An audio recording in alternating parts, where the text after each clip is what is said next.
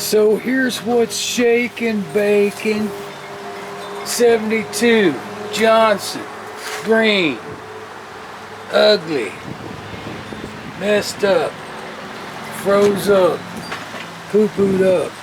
Anyway, power head swap. You see me take the blue power head off the 72 Evinrude.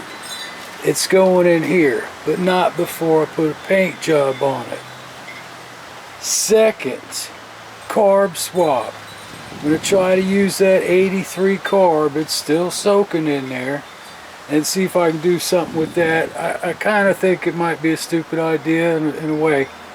But we'll see if I can get this choke to hook up. Should be alright. So I've got to pull this power head out right now. Then this pan, you see how nasty this pan is. It needs to be cleaned something fierce. And I'm just going to wire brush the hell out of it on the drill, see what I can get out of there. And then I'm going to paint that too, you know. Well, that brings me over here to this. The 72 Evinrude 25 with the blue power head. I've already got it pulled out. Get it prepped up for paint.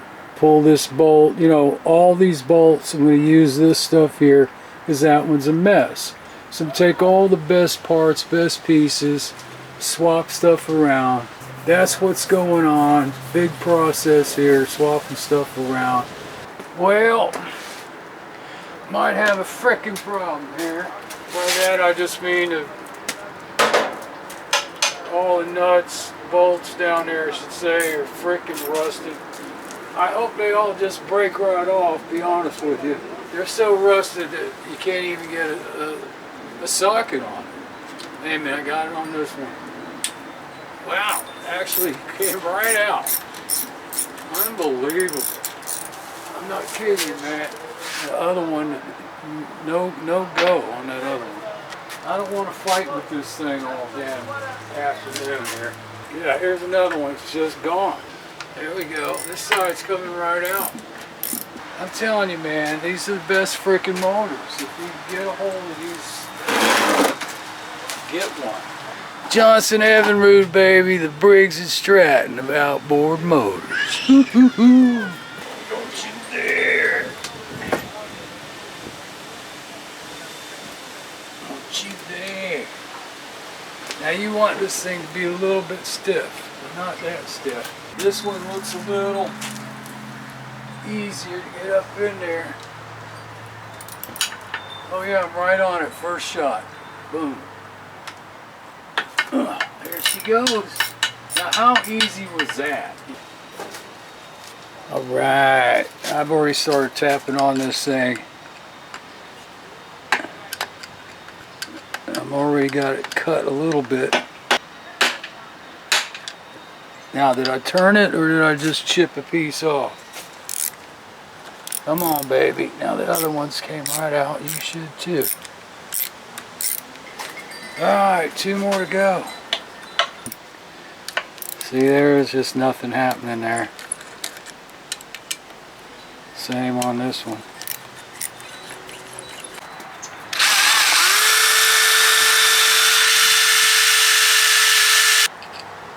I think she's moving. I think she's moving. Yep, she's moving.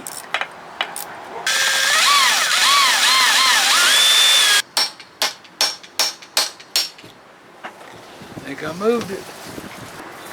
So yes, ladies and gentlemen, this video is about 4 hours of taking out 2 bolts. Alright, let's see if we can get this damn thing out of here. Disconnected. Disconnected.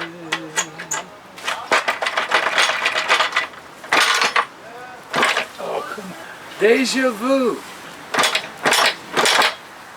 Maybe if I was taller, and this thing was shorter, it's got to be the drive shaft again. There we go. Something happened. Oh wow. The drive shaft is coming all the way out from the gear case. See, I said if I was taller. Wow. Man, that puppy's corroded. Or I should say rusted. There she is, ladies and gentlemen. 1972, 25 horse Johnstone. I could probably just cut right through all these rusted bolts. They're probably not going to come off.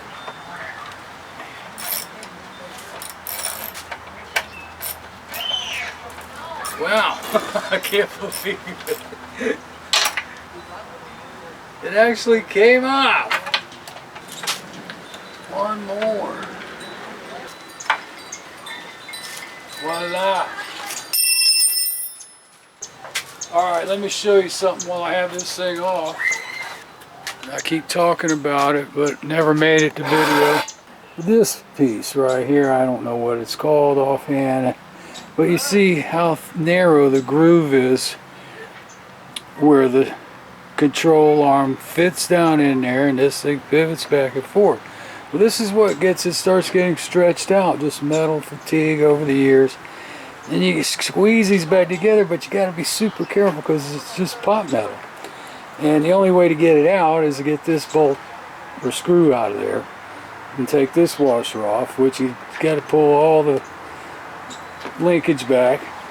Anyway, this is what was the problem on that 76 and why there was so much play. But when this being wide open, and it, you know, does this, and your control arm is just sitting there doing nothing. Like I said on the 76, I was able to get in here, pliers, squeeze this together, but it's physically impossible to get around to this side.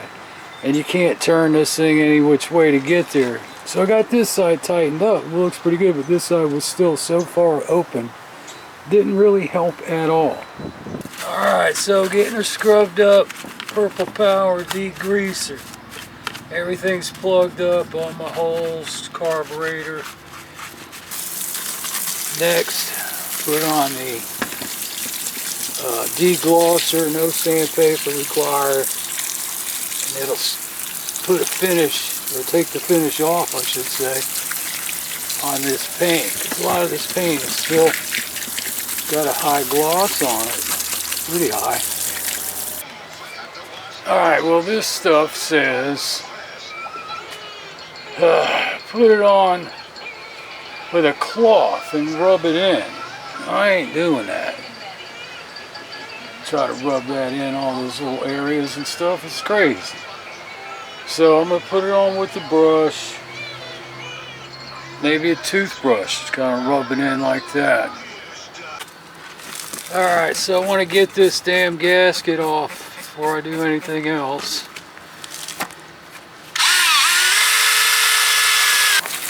Anyway, I think that looks good. A little re-rinse here. Well, I'll tell you what, that stuff is like kryptonite, man. Good God. Pain in the butt getting that off. So, wow, this stuff looks like milk. Anyway, I'm going to do this in the shade instead of in the sun because I don't want it to dry out super fast as I'm putting it on. I want to get it on there and let it soak in a little bit.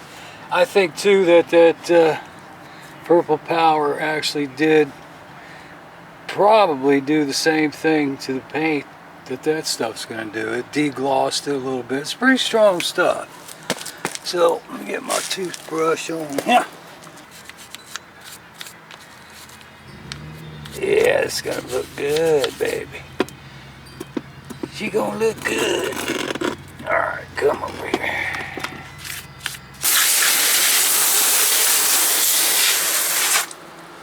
I think that's good.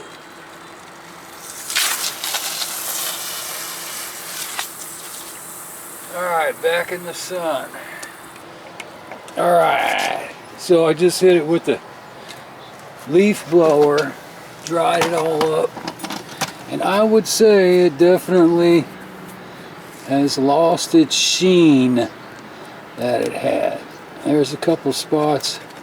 I'm going to just take a little piece of sandpaper like Stick right in here and up here and knock off some of these edges.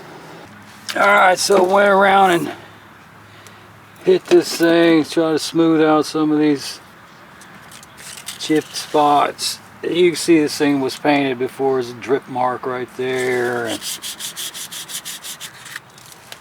Alright, I'm gonna hit it again with the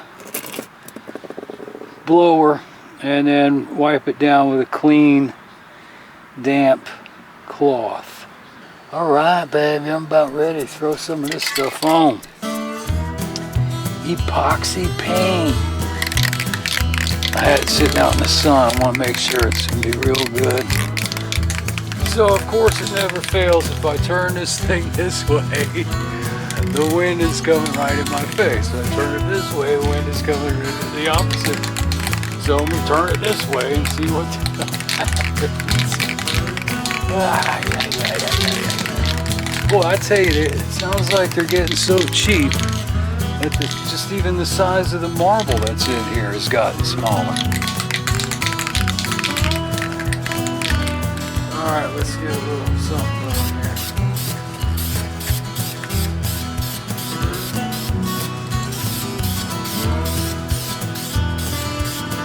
Ooh-wee. Don't need any on the bottom.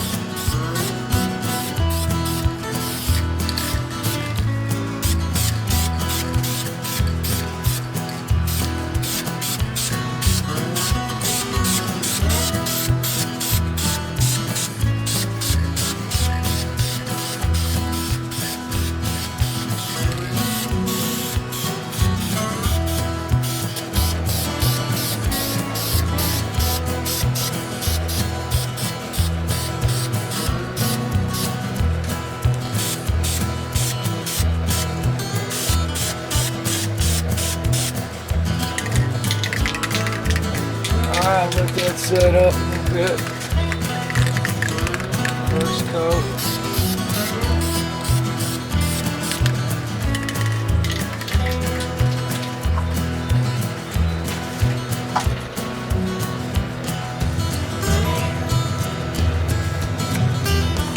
Oh yeah, baby, you know the channel.